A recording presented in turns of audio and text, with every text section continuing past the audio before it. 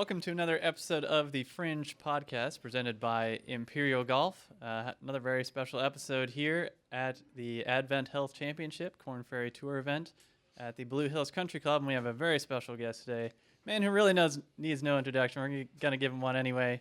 39-time PGA Tour winner, 8 major championships, and just all-around local legend here in Kansas City, Mr. Tom Watson. Thank Tom. you. How did you memorize that? Yeah. Well, I'll tell you, one of my favorite championships that I ever won, it goes back to when I was 14 years old. I see a few 14-year-olds in here. Yeah. I won the Kansas City men's match play when I was 14. Really? At Blue Hills Country Club. Before they moved it to here. It was over in east of Paseo. And I tell the story about what that meant. I remember playing Bob Devine in the finals. I beat him 4-2, or I think it was 4-2. And but what happened from that was the important thing in my life, in my career. What it did about a year later, I'm sitting in the den with my mother at the house, and she gets a phone call. She goes, "Hello, yeah, oh yeah, when is it?" Well. Okay, well, I'll have to ask him. She turns to me and said, "Tommy, would you like to play with Arnold Palmer?" Wow. And it precipitated, them to ask me. It was we played at Brook Ridge Country Club with Arnold Palmer.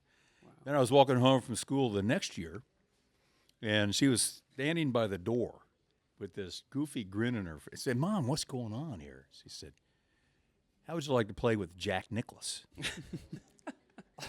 So, because I won that tournament when I was 14 years old, wow, I got the invitation to play with my two, actually, one hero, Arnold Palmer, and the other guy was the villain, because he was beating Arnie. Yeah. He was being like a rented mule. He's beating Arnie.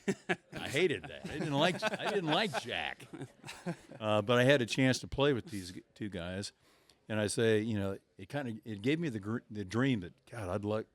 Boy, this is really cool. Maybe someday I'll be a golf pro and play in the tour and play have a chance to play in the tour and be an Arnold Palmer or be a Jack Nicklaus. So that's kind of the turning point for you, where you thought, this is what I want to do. This is what I want to try and achieve. It gave me the dream. Yeah. Winning when I was 14, and then what happened with Arnie and Jack after it really gave me the dream of maybe someday being a professional golfer. And so now, at this stage of your career, is that why you're doing this with Watson Link? So now, looking at junior golf with Watson Links, obviously you're joining us on behalf of them and your mission behind that. So is that kind of how this whole idea came up for you, was just thinking back to those formative years? Without a doubt, because when I grew up, I had a dad who was a great golfer. He was an insurance salesman. But he loved the game with a passion. And he taught me the game when I was 6, and he took me out on the golf course. Yeah. He'd come home from the office and said, "Son, you want to go play 3 holes?" I said, "Yeah, let's go play 3 holes." I couldn't wait for him to ask. And that created the golfer in me. That's cool. And that's what we're doing with Watson Links. Because it's fine to go ahead and try to teach somebody, a kid to play golf. But if they don't have the opportunity to actually go play real golf, if somebody can help them learn how to play the game of golf on a golf course, like my dad did with me, they'll drop out. Yeah. And we find this with certain programs that if they don't have a chance to play and learn to play with their friends, or in this case, we have mentors. We take the kids out. Right. And this week was the first week of our program. That's right. Yeah. This year we had kind of a pilot program last year, but this week is gone. It's full. It's going full tilt. What it is, and it's fantastic. And we have we had almost 100 kids have signed up to play. Wow. We have 30 mentors who've played with the kids. We have others in the another 20 in the background who can go out and play. We have 10 to 12 locations around town. that they donate a time, or we help subsidize the greens fees. Courses you guys have partnered Courses, with. yeah. And that to me, this is what's needed in the game of golf. You need to take the young and teach them how to play and have fun with them. And we've seen that too. Obviously, the three of us coaching the last decade or so, that we get the adults in there in their 20s, 30s, 40s that are picking up the game, and we were all lucky enough that we had a family member or grandpa that kind of showed us the game at a young age. So we love that the mission behind it. Yeah. It's just really cool. I would hope this could extend to Watson Links is basically between 10 and 18. Yeah, that's the age limit. But why shouldn't it be any age? Right. Yeah. If people want to pick up the game, they go kind of learn the game. It's a lifetime sport, and then have the opportunity to go out and play with somebody who knows how to play the game. Right. And not everybody interested has the network either. So you're providing a network, and they may not have family members that are into golf either. So that's right. With exactly. that, you're supporting them. I was lucky to have a family member. And most, they did a survey in the tour here 30 years ago, and they said, who started you in the game? 95% of the tour pros said, my father. Mm-hmm. And, if you don't have somebody to start you in the game, you may go out and learn the game, say through the first tee. Yeah. But if you don't have the access to go out and play with somebody, then you kind of you lose interest. Mm-hmm. We want the kids to be on the golf course. Absolutely. And the great thing about this program is free. Yeah. Yeah. It is absolutely free. Yeah. The kids, you sign up, you go play free golf. Yeah. All you have to do is get there and get picked up, and the mentor will be there waiting for you. You go play 9 holes or 6 holes in a par 3 course at Sunflower, that's the beauty of it. That's awesome. So you kind of already talked about this a little, but I had wanted to ask a question about your youth golf upbringing, and so a lot of it was your dad then, and from a young age, Well, I started playing in the Kansas City Junior Golf Association, run by Dan McDougal, and they had tournaments that I believe they're on Mondays, and I was 9 years old, and they had an age limit of 10, but I got a chance to play in the Kansas City medal play, junior medal play, over the place over on 85th and Holmes.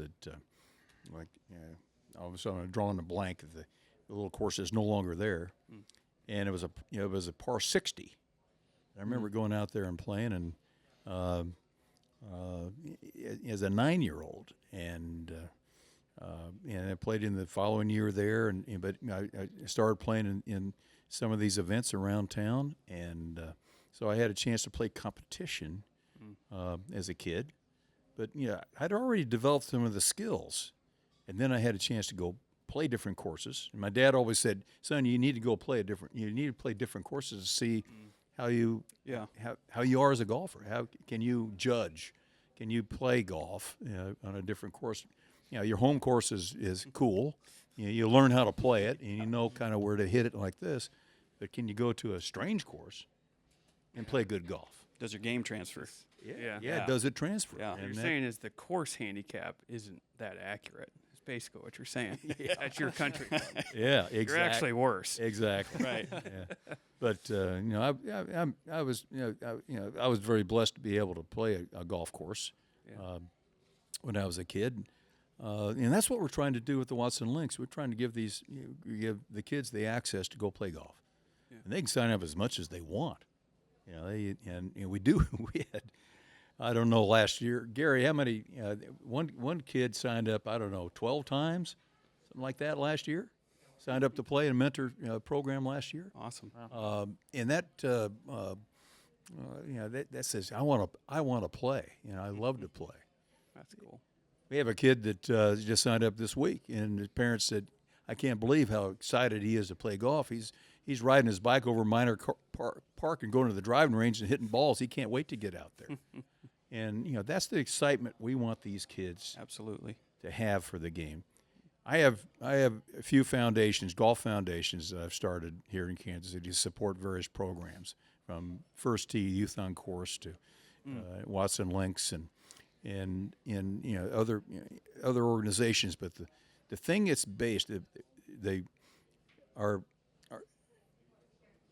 mission statement basically says this, very simple. First line, it says, these foundations are there to create lifetime golfers. Because when I was a kid, we had caddies. And caddies could come up and they could go to a golf course, carry a bag around, but then have the access to the golf course on Mondays and go out and play golf. Right. And a lot of times the pros there would kind of help them out and teach them skills, and they go out and play. That's how we had new people from all walks of life come on and play and learn to play the game. Then the darn electric cart came in. or the gasoline cart came in. Yeah, not a fan of those. Where'd the caddies go? The caddies just went like this. Yeah. So we didn't have that influx of new blood, kids, be able to play the game. And I saw that right from the beginning. Tried different programs that didn't particularly work. Yeah. Now I think we have a program that really is going to work. Absolutely. Yeah, and we've seen golf culture change a little bit. I'm curious just a little bit about your career, noticing, having grown up in the Pacific Northwest off of like bent grass and stuff like that. And rain. And rain, yeah, plenty of rain. Yesterday here. Yeah, very Portland weather like yesterday. But you were always known kind of as a picker of the golf ball. Is that just something you developed because of the course and grasses that you played on coming up around here? No, my swing was because I was really wide away from the ball. I mean, I was really wide, and I stayed behind it, so I swept the ball. Yep. And you can sweep the ball and hit it solid. Absolutely. When I sweep the ball now, I hit it in the bottom of the club. Yeah. I hit it one line low or two lines low. Yep. Yeah. It doesn't feel very good. We have plenty of students that would still take that, though. My friend Byron Nelson said you hit it thin to win. Yeah, absolutely. We say that all the time. Yeah. Yeah. Unfortunately, people misinterpret that. But Yeah. Right. Very different. Yeah, so kind of building on what you're talking about with the excitement that kind of kids bring into golf. How do you really keep that going as they, exit the program, kind of age out of it? How do you keep that going for like the rest of their life? Because I know in my personal experience, I had a lot of access to golf, but I was a kid who got kind of bored with it pretty quickly, and then stopped playing for a few years. Like, how do you keep that passion going for a lifetime? You got to play with friends. Yeah, that's simple. that's Why didn't you enough. tell me that? Love it. You got to play with friends. Network. I played a lot. I didn't have a problem playing by myself. Yeah, Yeah, same. I that's what love I the do as game well. enough where I could go out and play by myself, and just that was it. Yeah. Of course, I got a little oots from my dad. He said, son, if you break 90, I'll give you $1. If you break 80, I'll give you $1. So there was a little monetary persuasion that I went out every day, and that taught me one thing. It taught me to keep my score. Keep my score. Yeah. Because every score you put in there, is that your lowest score? No. Yeah. But what'd you do? I used to, back in the, I used to have the scorecard there, and I put how many numbers of putts I had, and how many greens I hit, or how many fairways I hit. We kind of did that. Some of the guys on the tour do that, and it take forever to play. They were putting down there, green, 2 putts here. Come on, get on with it. Have your caddy do it. But I didn't have a problem playing by myself. But I love playing with my dad. And in particular, I love playing with Stan Thirsk.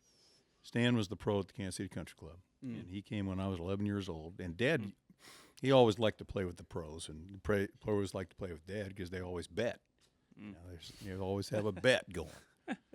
And I tell kids this too. I said, when you're out there playing with your buddies, put something on it. I don't know, put a Coke, put a ice cream sandwich, put something on it. Yeah. Where if you win something, you win. If you beat them, you win something, right? And that that keeps you. It keeps every shot. It keeps you in every shot. Yeah. And that's learning to score. If you're in every shot and you're trying to do your best on every shot, Absolutely. that Which is hard to teach the average golfer to do because they're just not necessarily engaged to that level. It's a hobby for them, so it can be hard. it is. Again, I'm just talking about trying to elevate your game. Right. How do you elevate your game? Yeah. How do you become the best you can be? Well, that's kind of how I did it. Focus. Obviously we want golf is a game. I tell people, how lucky am I to be able to play a game for a living all my life, Absolutely. I never had to work, people say, did you go out and practice? Did you go out and work? I said, that's not work. Yeah. I was blessed to be able to play a game for a living. How lucky am I? Awesome. You touched earlier on getting introduced to Jack and Arnie at an early age. And as their careers unfold, you kind of now look at how they pushed into these philanthropic endeavors and kind of taken your beats off of what they've done. Because we've all noticed how much PGA Tour players, no matter how long they were on it, seem to want to give back to the game. And now you're here obviously doing that very thing. Was that just something you saw your mentors do and wanted to follow suit? This is the greatest game of all, because it's very easy to go out and raise funds. Mm-hmm. It's the easiest game to go out and raise funds.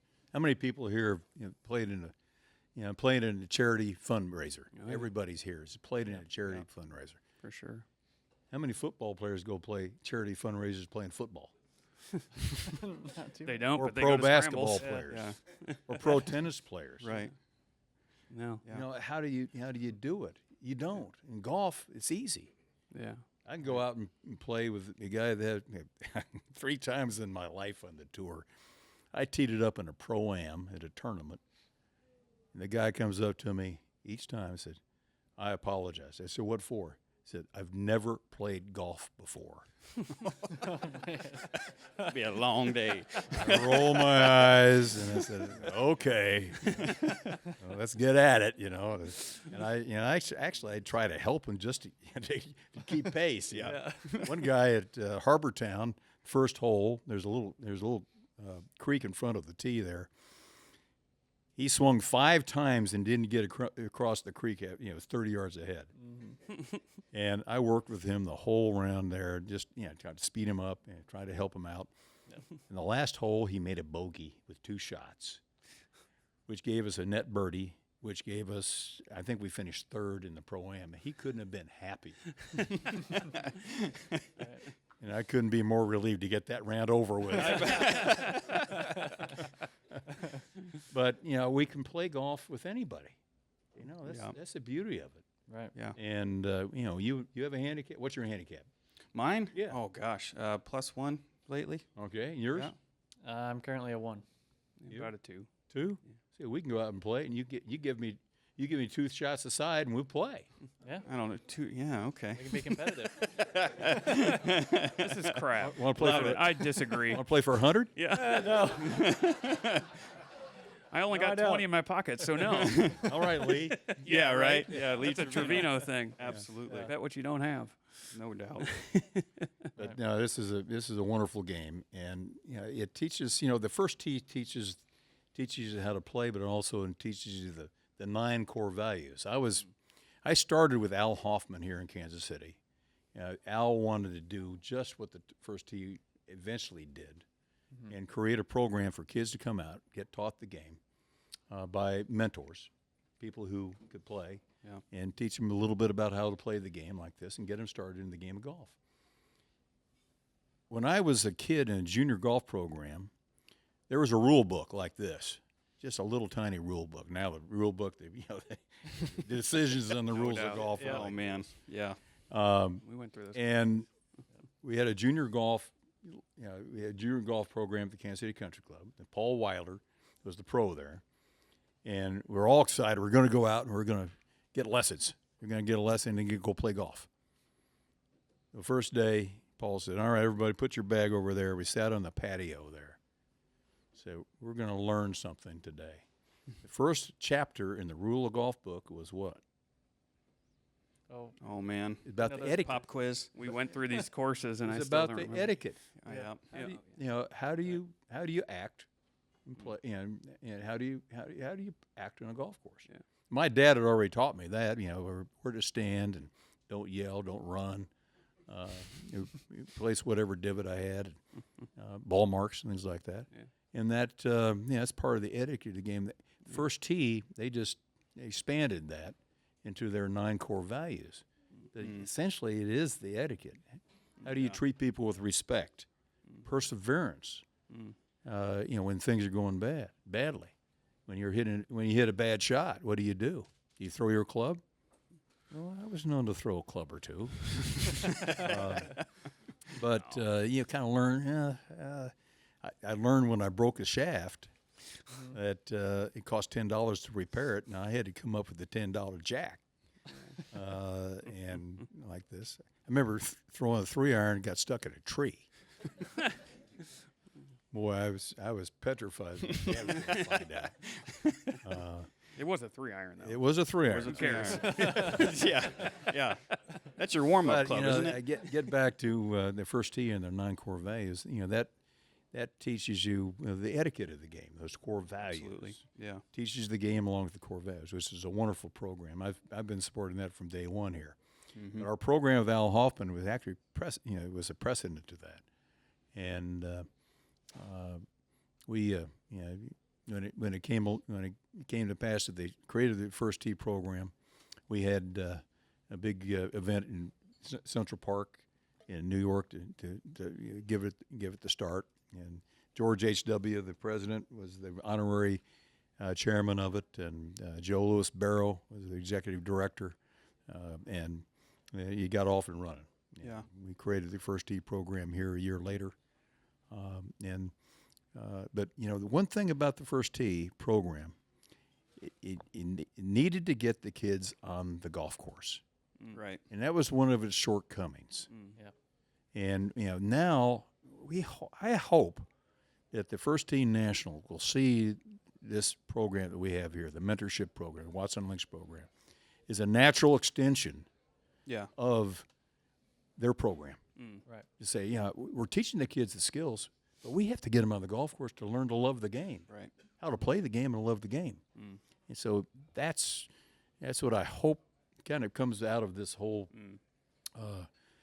day here at Blue Hills for Advent Health and the Korn Ferry Tour, that people will recognize that the first tee can really be the leader of getting kids on the golf course. So. And is your vision behind this to be a bit beyond the borders of Kansas City? I mean, are you thinking more broad scope and as far as a national? It's already discussion? beyond the borders. We've had inquiries because of the social media that we put on here a couple of weeks ago. We have inquiries from Chicago, Rochester, Sacramento, Fantastic. Florida, the other points, and we hope that what we're doing here today and what I'm doing here today will really exacerbate the interest in this program, and people will see it. Man, that's what's been missing. Yeah. We need to get kids on the golf course. Yeah. Kids on the golf course. And by the way, they get to play free. Yeah. Parents Exactly. will love that. Moving barriers. What can be better than that? Yeah. Yeah. Would you consider that kind of the largest barrier for expanding the game, is maybe cost-wise, with green fees going up and cost of equipment going up, or do you think it's just? I think rest. the barrier is to get a kid on the golf course. Yeah. Okay. We just need to get them on the golf Yeah. course to play golf. Yeah. Yeah. Ignite the passion. And we can help subsidize that, and the more we do that, the more kids are going to learn to love the game. Again, getting back to the mission statements of our foundations is, create lifetime golfers. That's what. That's what all 4 of us here, that we want to do that. Yeah. Exactly. Absolutely. We're here to promote the game because we know how what a great game it is. Absolutely. Yeah. And Youth on Course has been really awesome for that too, because we have a lot of clients that use Youth on Course. Yeah. Without a doubt. We use it through our program. Yeah. Through the Watson Links. Kids go sign up. That they sign up as a Youth on Course participant. Right. Yeah. And what that means is that the kid wouldn't pay more than $5. But by the way, our organization pays that $5. Right. Yeah. Yeah. So they actually play for free. Yeah. And that's so. Love it. If you spread the word and say, hey, kids can go play golf for free, maybe I should back up and say, the kids have to have some skills. They have to be able to play, being able to play golf. They got to be able to walk 9 holes and carry their bag. But they have to have some basic skills of swinging the golf club and hitting the ball. Yeah. And that's where the first tee comes in. Yeah. And getting the first tee, or other organizations that help start the kids in the game. And then, man, it's off to the races. Yeah. Get on the golf course with a mentor, and play as much as you like.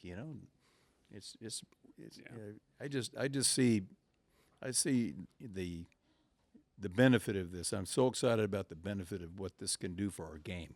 Yeah, you bet. We talk a lot about the importance of on-course development too with youth, but as coaches we get asked a lot, what's the right age to start training them and teaching them, and we don't really give a number, but it's more important for us that they're out having fun and enjoying it and developing naturally first. Well, let me put a plug in for what Jeff Bury has started here in Kansas City, and it's called WeLinks.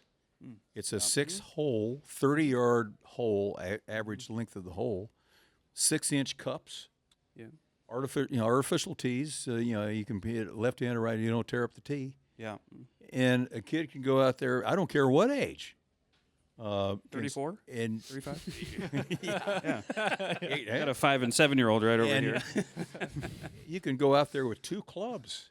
Sure. You can just take 2 clubs with you and hit the ball off the tee to that 30-yard hole. Yeah. And try to get it in the hole. I go back, and I've said this a bunch of times about WeLinks, is that my good friend Ben Crenshaw on the tour, he was 7 years old, and he got his first lesson from the great Harvey Pinnick. His dad, Charlie, took him to get a lesson, and he had a little bag. I don't know how many clubs he said he had in it, but he sets the bag down like this, and Mr. Pinnick's up there like that. He said, Ben, okay, I want you to take your 7-iron and your putter and 1 ball. You see that green over there? That practice green over there? I want you to go chip the ball from all around that green to the hole, and then go putt it in. Yeah, perfect. And Ben said, Harvey Pinnick just taught me the game of golf. The essence of the game of golf. The essence is what? Get the ball in the hole. Is to put it in the hole. Yeah. Doesn't matter what you're using. It doesn't matter, it's not how far you hit it off the tee or how straight you hit it. It's actually putting the ball in the hole. That's what WeLinks does. Yeah. It gives you the short game. It teaches you from what I always thought is the best, from the green back. Right. Yeah, you can teach the skills of a half golf swing to anybody. Just take it back here and there like this. So not blasting driver on the driving range. Not blasting for driver. hours. Oh. No. PSA to our Everybody wants to students see how out there. far they hit, right? No 3-irons either.